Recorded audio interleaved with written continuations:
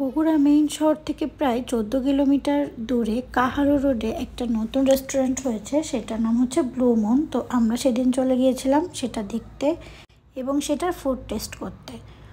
এই রিসোর্টটা কিন্তু বেশ সুন্দর, এখানে বেশ বড় একটা পুকুর ছিল আর এই দিকটা বেশ সুন্দর ডেকোরেশনও ছিল।